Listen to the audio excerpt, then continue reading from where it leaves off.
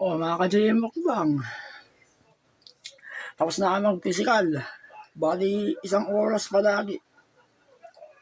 Tapos nakakain na ka ng protein food. Oh, kita niyo yung muscle ko, yun. Hindi ko pa pinopos, Ayun, talagang maukit mga ka-JM.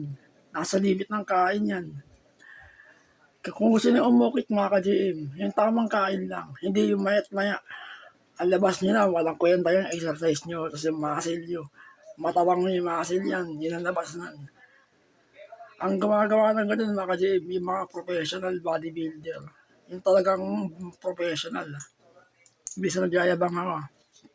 Totoo. Kasi ako, di naman ako bodybuilder. Physical fitness ang akin mga ka-JM. Pure physical fitness. Matindi yung physical mga ka-JM. Matinding ngalay. Hindi basta-basta. Resistance bad, hindi rin basta-basta. Mangangalay ka rin. 30 reps, 4 na klase yung ginagawa ko. Matinding ngalay sa braso yun. Ayun, kita nyo, sa kaliwa ko. Nagkaroon na. 4 arms ko. Sa planking yan.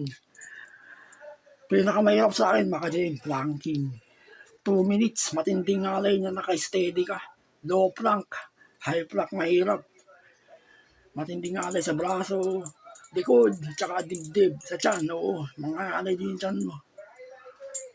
Pero kaya yan, lalabanan natin yan. Kung gusto nyo magkaroon ng mga ukit yung muscle nyo, limit sa kain, kaya na umukit ng gusto. Walang kain-kain mga ka-JM. Yun tama lang.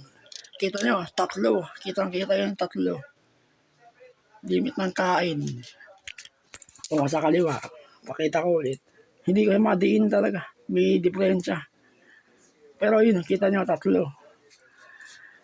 Yung dibdib ko, meron yan yun. Kaya 2. Planking yan. Matinding ngalay sa planking, sa dibdib. Tsaka sa tiyan, mga ngalay. Depende kung kaya mo. Baka masok ka kapag di mo kaya. Tapos ito. Tignan nyo to. Ayun. Maukit. Walang halong biro, mga ka-JM. Tapos sabayan nyo ng itlog, gatas. Iba-ibang protein. Sila ba?